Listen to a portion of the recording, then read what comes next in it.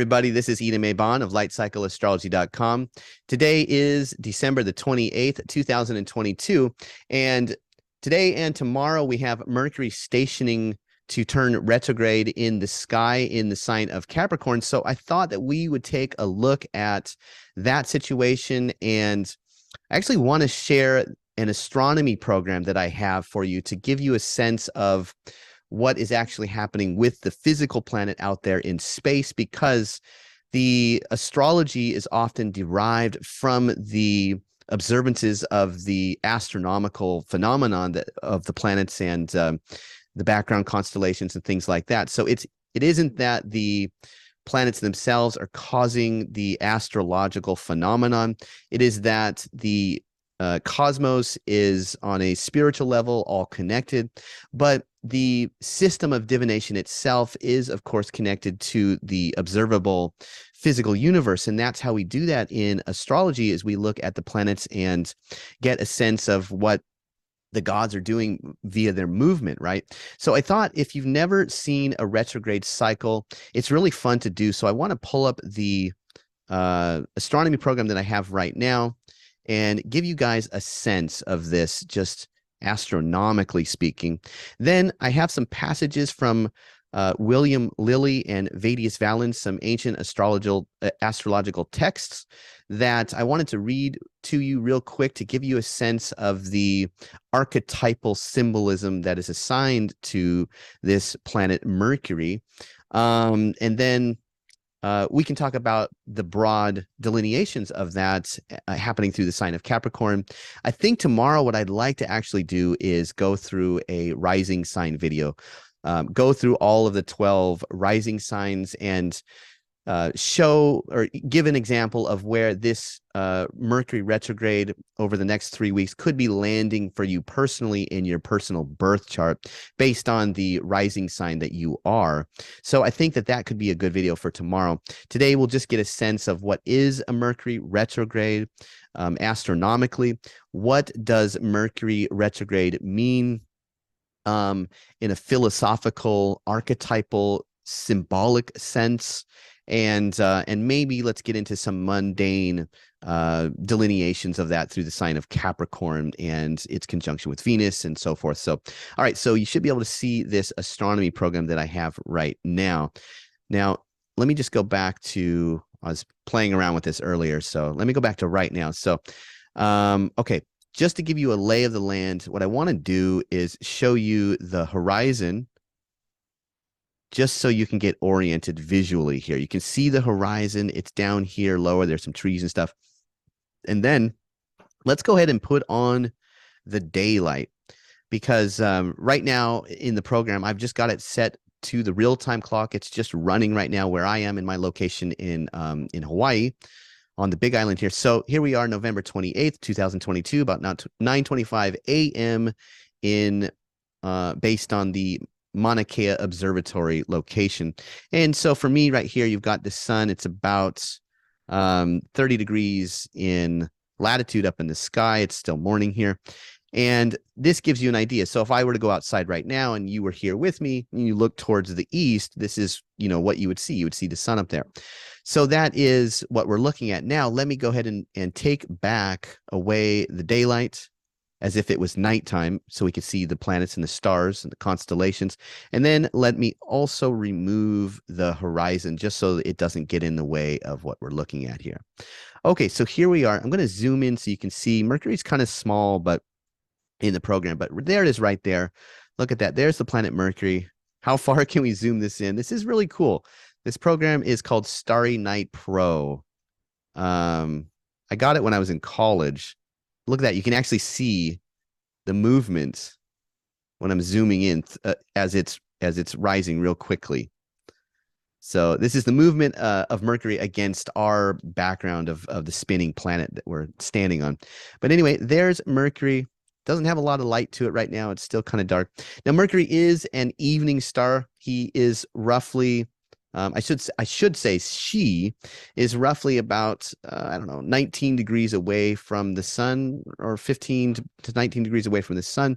So right now you can see Mercury after sunset in the sky once it gets dark enough. So anyway, and there we also have Venus. So one thing that is really significant about this Mercury retrograde is that the Mercury retrograde happens right as Mercury and Venus make a second conjunction. There was an earlier conjunction when we first moved into Scorpio season earlier this year, which would have been October 20th or 21st, maybe even the 22nd, I forget. But there was also a conjunction that Mercury and Venus had together. But actually, let's go ahead and start before I just explain all of that. Let me just go ahead and run. What I want to do now is give you a sense of what happens when a planet goes retrograde in its orbit. So first of all, a few things that we have to understand. Let me zoom back out here. Mercury is the closest planet to the sun. I'm sure you probably already know that. And being the closest planet to the sun, it has a much smaller, tighter orbit around the sun. It's not like us. We're out further. It takes us longer to orbit the sun. But Mercury being so close, it just orbits the sun very, very quickly. It's roughly 4 times a year that it goes, 4 times for one of our years. So in the time that it takes us to go around the sun once, Mercury has already looped on its orbit 4 times. So that means we roughly get 4 retrograde periods a year. And so you can see the whole orbit right here of Mercury. So they've indicated in this program that this darker red part of the orbit is the part of the orbit that is closest to us, or the part of the orbit that is between us and the sun. Planets are always moving in their orbit. Let me make sure I say this right. It should be counterclockwise. And depending on which way you're looking at, at the universe, I suppose you could, but I believe it's top down, counterclockwise. Yeah, counterclockwise. So, the other thing that you have to remember for this effect of a retrograde planet is that we are not stationary. We're moving among the background stars ourselves in our own orbit on our planet Earth. So it's a little bit of an effect that you have probably experienced if you've ever been in a train station, where you're on one train, if there's a train next to you, or probably for most of us on the freeway where there's multiple lanes, and sometimes we go faster than a car next to us. Now, if you sort of dismiss that you're moving through, against the background, if you sort of forget that you're in a car that's moving, it would just appear as though there you are, and then something maybe is coming up on the horizon, and it appears to move backwards, right? It's going forward in reality, and that both you and your neighbor car are still hurtling down the freeway. But if you suspend the part of you that knows that you're still moving, if you just imagine that you're standing still, or in a car, you don't feel like you're moving sometimes, then you get that illusion that sometimes things appear to go backwards relative to the background. That's essentially what happens for a retrograde planet. And I'm going to demonstrate that here for you right now. I'm going to take you, so I've got the real-time clock. So this is just running right now, but I'm going to change it to days here so that I can move time forward by days, once a day. So we're going to see Mercury progress through its orbit per day. So here we go. Watch Mercury, but also watch the background constellations, just these constellations that are connected with these blue lines here. So let me just zoom back out. So we've got Sagittarius right here. This is the constellation Sagittarius. And then over here, we've got Capricorn. So watch Mercury. I'm going to zoom in. I'm going to go forward by days. Now watch this. Mercury and Venus are both together in the sky right now. But watch Mercury move in its orbit. There's one day. There's another day. Let me just zoom out a little bit more. You can see this. So Mercury is retrograde right now. And do you see how it appears like it's going backwards through this constellation of Sagittarius? So it makes its inferior conjunction to the sun right here on January 7th. And we're going to keep going here. And it appears as though it's moving backwards through the ecliptic or through the zodiac here. And it's going to hit this corner right here. And look at that. Look at that. The background stops and slows down. This is a Mercury station that's turning it direct. Here comes the new moon, by the way. Anyway, here we go. You're going to start to see Mercury begin to travel around the corner of its orbit, moving itself to the far side from us on its orbit, the far side of the sun. And now it's moving with us as we are traveling through the ecliptic as well, relative to the background constellations that are stationary. So that's what gives it that optical effect, is that the stars way out in space, they don't really move. They're sort of the stationary background. But now look at that. We see Mercury cruising through Capricornus.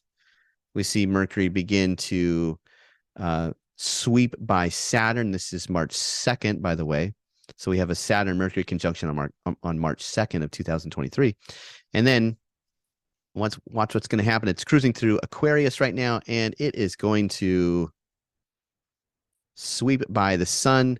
So this is the cazimi moment in astrology. That's what we call the Sun-Mercury conjunction, the cazimi.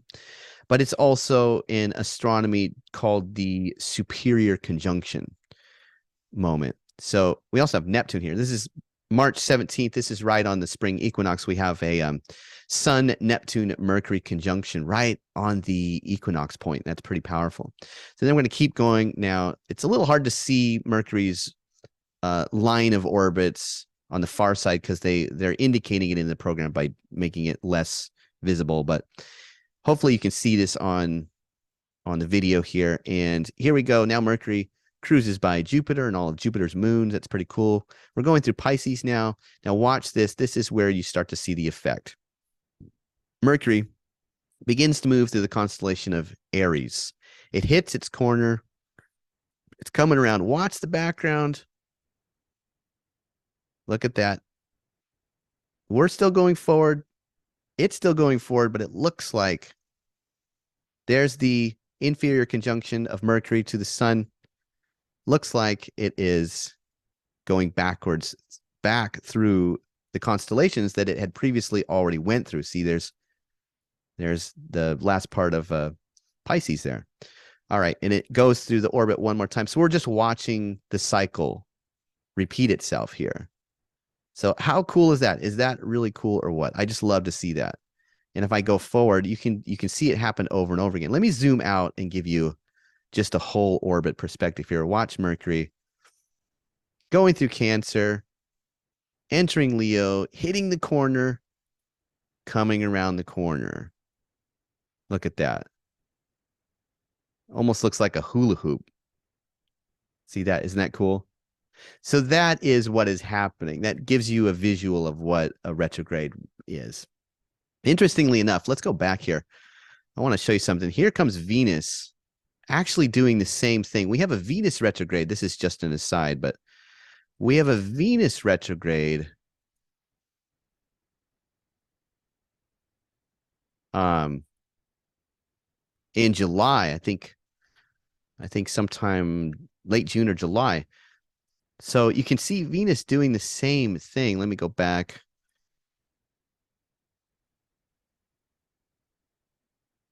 Okay, watch Venus now. Venus is on the outside orbit. Same thing as Mercury. On the outside orbit, Venus is going to hit the corner of her orbit. Look at that. Let me zoom out a little bit. She's going through Taurus. The moon goes by. It's hard because the Earth is spinning with all of this moving forward of the days. But at any rate, there we go. Venus hits her orbit. Sorry, it's dancing all over the place. Reminds me of Apollo 13. All right. I just got to keep zooming out so you can see the whole orbit here. But there's Venus hitting the corner. And the Earth is spinning. This is happening just right at the bottom of the planet for me, where I am in Hawaii. This is kind of a bad example. Sorry, guys. But anyway, you can see Venus hits the corner. I've got gimbal lock. Venus hits the corner. And now the same thing is happening. Venus begins to go backwards through the zodiac. Maybe I can zoom in a little bit now. backwards from Leo into, this is just a bad example because Venus has a bigger orbit. It's harder to demonstrate this. But anyway, I think you get the point. So that's pretty cool though, right? Seeing all of that astronomically. So that is what we have when we're talking about a planet going retrograde. Now, all that happens, all that you have to think about, if you want, just for curiosity's sake, if you want to know what is going on when an outer planet is going retrograde, because outer planets also go retrograde one time a year. Well, what is happening basically is that instead of Mercury and Venus on the inside orbits, cruising around on tighter orbits and sweeping by us on the inside orbit and going faster and appearing to go backwards, we are the planet that is the faster moving planet to the outer planets. So we are going between that planet and the sun, right? We're the ones coming in between the sun and whichever outer planet it happens to be. And as we go faster, it appears like that planet hits a drag and begins to go through the zodiac backwards. So it's the same thing, but the only difference is that Mercury and Venus are faster than us. They appear retrograde when they are going between us and the sun on the inside orbit. The outer planets appear to be going retrograde when we go between them and the sun. So if that makes sense. So anyway, that is what you have astronomically. Okay. Now what I'd like to do, guys, is just go ahead and read a few interesting things about Mercury. This is from this is William Lilly. William Lilly by Charles Ober. It's called The Classical Seven Planets: Source, Text, and Meaning. This is a great book. So anyway, what William Lilly, an ancient Christian astrologer, actually a medieval Christian astrologer of the Renaissance, a little bit later, he writes this. So he's given us some different things about Mercury. So Mercury, first of all, he starts to categorize the names that Mercury has been called as a god. He says, name, he is called Hermes, Stilbon, Selenius, and Arcus or Archus. So I think that's really neat. I haven't even heard of those other names except for Hermes. Mercury is the least of all planets, never distant from the sun, above 27 degrees, by which reason he is seldom visible to our sight. Okay.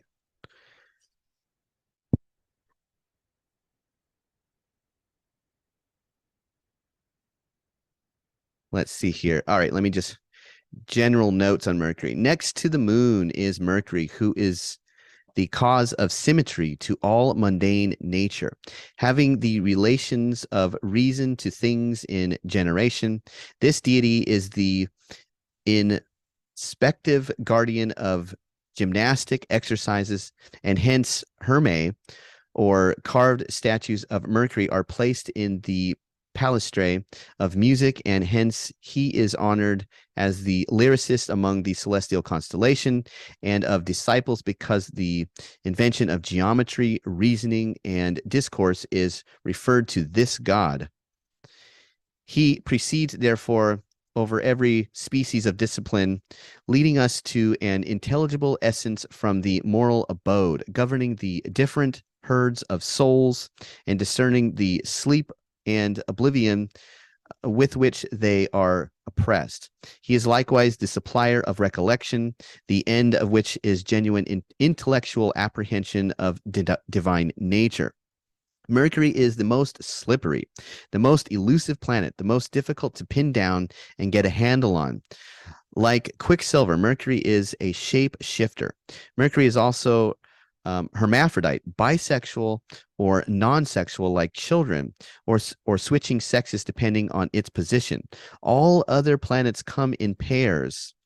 There are two lights, two benefics, two malefics. Mercury is the exception. Housewise, Mercury has its joy in the first house, where the ascendant is right on the border of the horizon. The border is where consciousness happens. Mercury is the mediator, a messenger, a trader, exchanger across the border. Mercury is liminal, on a border, crossing the border, and in some ways, Mercury is related to the border itself.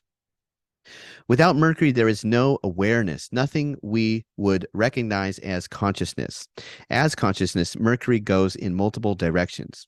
It can be outward focused, it can be inward focused, and convey information back and forth. So I think this is really interesting. It gives you a sense of the archetypal quality of Mercury. Being well dignified, he represents a man of subtle and politic brain, intellect, and cognition, an excellent disputant or logician, arguing with learning and discretion, and using much eloquence in his speech, a searcher in all kinds of mysteries and learning, sharp and witty, learning most any without even a teacher. Ambitious or being exquisite in every science, desirous naturally of travel and seeing foreign parts, a man of an unwearying fancy, curious in the search of any occult knowledge, and able by his own genius to produce wonders, given to divination and the more secret knowledge. If he turns merchant, I like this part. If he turns merchant, no man exceeds him in a way of trade or invention of new ways whereby to obtain wealth. So Mercury has this connection with merchants.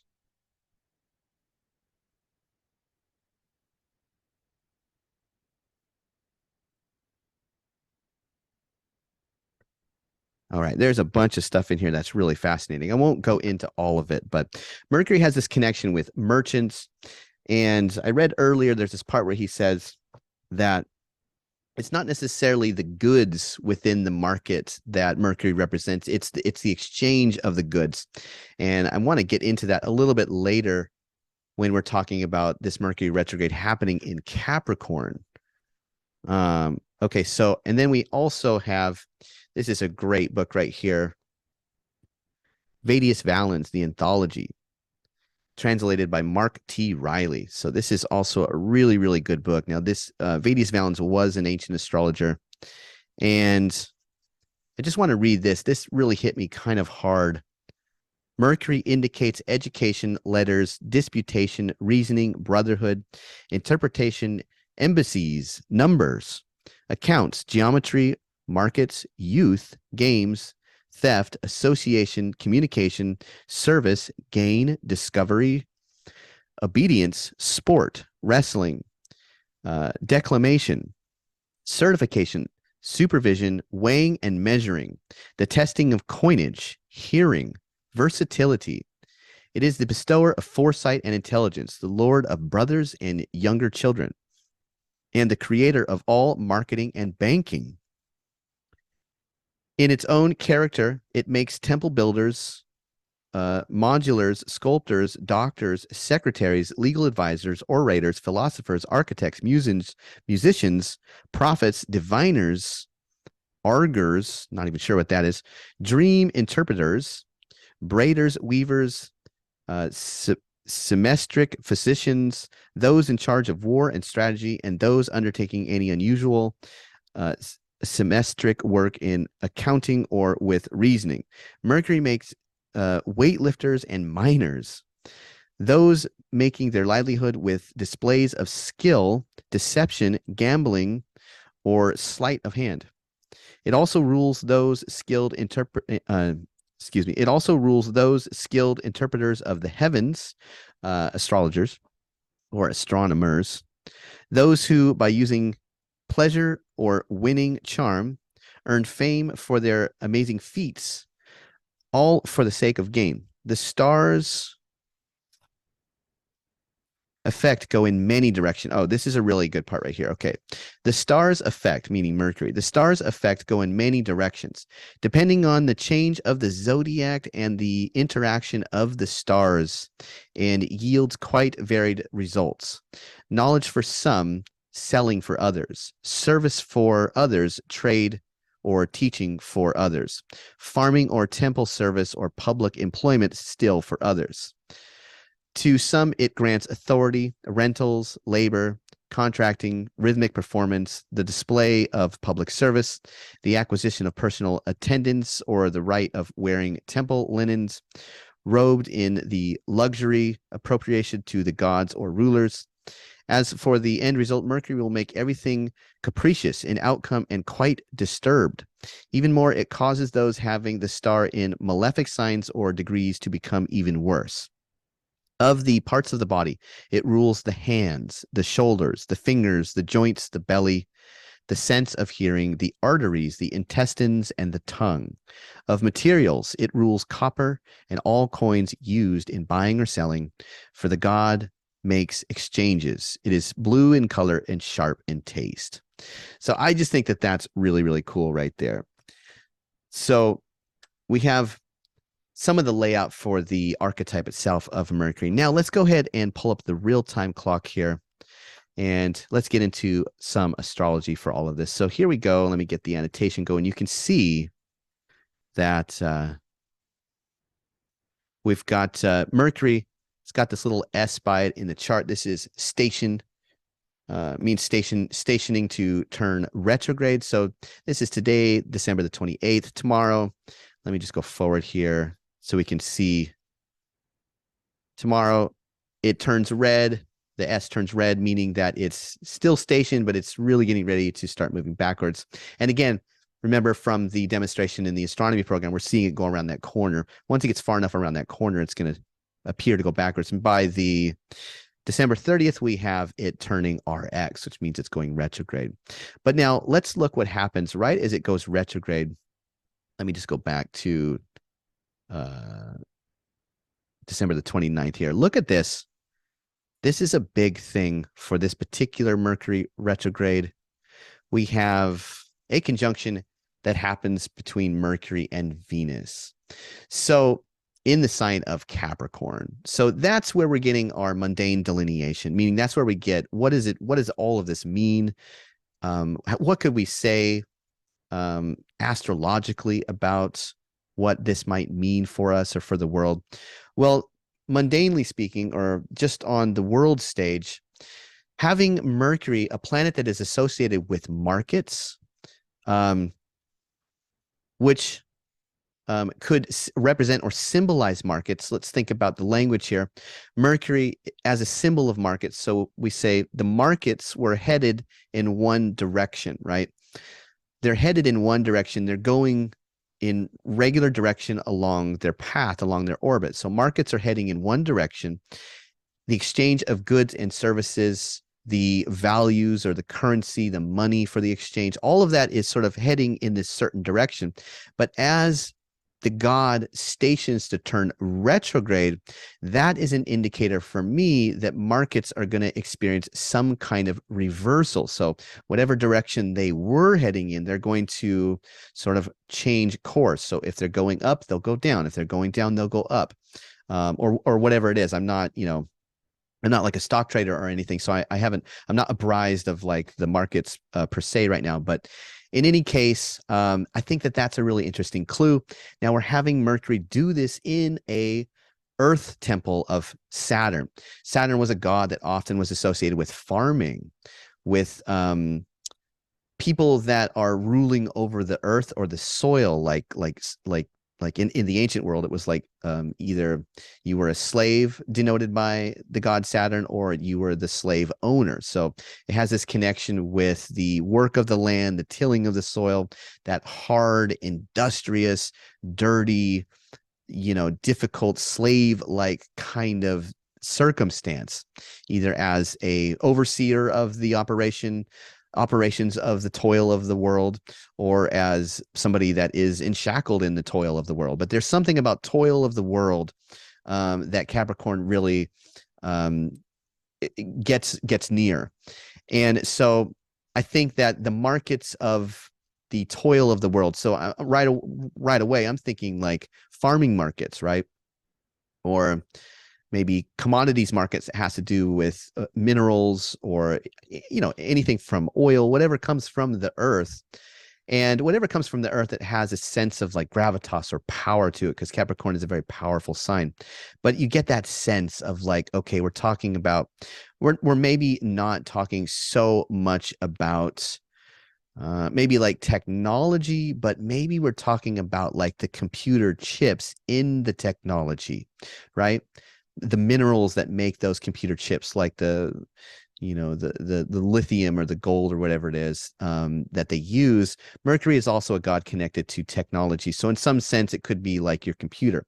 So right off the bat, maybe this is a shortage of some kind of earthly commodity or earth labor that affects the markets and turns them around. That's one delineation we could see. Another connection or symbol that gives us a clue at the very moment is this conjunction with Venus. Venus is also an evening star right now. Now, in William Lilly, there is a section in the book where he says that, remember, I was reading that part where he was describing Mercury as like pansexual, or right, like he's not really defined specifically as male or female. He's kind of like going between. And somewhere in there, he's talking about Mercury. If Mercury makes a contact to a feminine planet, then Mercury will be its feminine archetype. If Mercury contacts a masculine planet, it'll be in its masculine form, I should say. So we're having this contact with a feminine planet, a planet that is feminine and also has to do with the sustenance, like food. So again, you have a double symbolism for food here. So could this be a reversal in the markets when it comes to sustenance, food, maybe even like beef or grain or something like that? Now, we did see that kind of with the Ukraine war earlier in the 2022, right? Earlier in the year. And I noticed that a lot of that stuff seemed to pick up as Jupiter was traveling through the sign of Aries. Now we have Jupiter has finished its retrograde cycle for the year and has now re-ingressed into the sign of Aries. So that is also really interesting. So maybe we're seeing a little bit of that. Now, I'm just guessing at this, I'm just trying to use the symbols as best I can see them. This is, if you have any good ideas, please leave them in the comments, because I'm just one guy trying to interpret the symbols, and they can be interpreted in endless ways, right? But anyway, that is a little bit what is maybe interesting. Now, as far as some other things that it could be applying to, let's say that we are returning Christmas presents. That's also another thing I could see, right? This is like Mercury represents the mail or like the UPS. So when Mercury was going in direct motion, Mercury was delivering, UPS was delivering the Christmas presents. And now, maybe you've gotten a shirt that's too big, or maybe there's something you can't use and you've got the receipt, which often happens when people give gifts. And now this could be the time simply when you're about to put that article back into the delivery system and it goes the other way. So you get a sense a little bit of what we're talking about. We're talking about markets. We're talking about the exchange of things. The other dimension that Mercury really is involved with is communication. I think it's very, very fortuitous that Venus is making this conjunction to Mercury right as Mercury is turning or reversing course. So there is something inherent in the contact with Venus as a symbol that says something like this. There might be something Venusian that causes you to rethink something, that causes you to go back to the drawing board and replan something. There might be something that you need to consider in a relationship. Maybe this is an indicator that the relationship was kind of making some contact with your psyche on a certain level, and that experience has really made a deep moment right as the conjunction comes through, and that causes the mind to sort of regress, or maybe even the relationship to sort of regress. Now, I don't mean regress like you're going to break up with somebody. I just mean that there may be a situation that needs to be handled. There might be a situation like maybe somebody is going through a change in their work. So within the relationship, who is going to be the person that does the exchange? Maybe there's a period where you need to figure that part of it out, right? So you get a sense that there is something that involves communicating potentially with a partner or a relationship that needs to go back and have some replanning, spitball session, try to figure things out. But there's something that you're having to take a pause on that has some connection with Venusian things. Venusian things can be relationships, they can be friendships, they can be anything from, like I said, sustenance, luxury. It can be even things like sex and pleasure and decorations.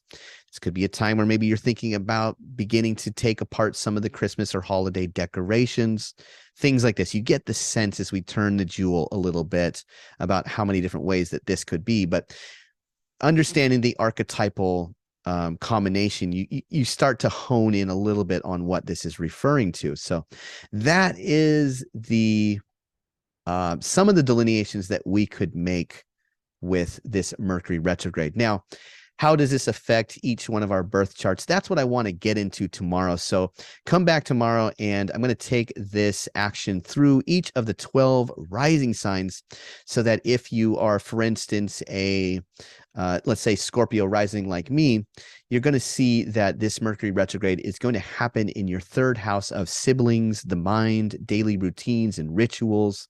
And it might also bring in the 8th house and 11th house topics because Mercury naturally for a Scorpio rising chart is topically related to those houses being the places where Gemini and Virgo are occupying. So this is all a sense of how we can pull this in and get a sense of where this might be landing over the next 3 weeks with you personally. So come on back and please share the video, like, subscribe, leave some comments in the comment section if you have any good ideas about this Mercury retrograde. I'd love to hear them. Thanks for watching, everybody, and I'll be back real soon. Bye.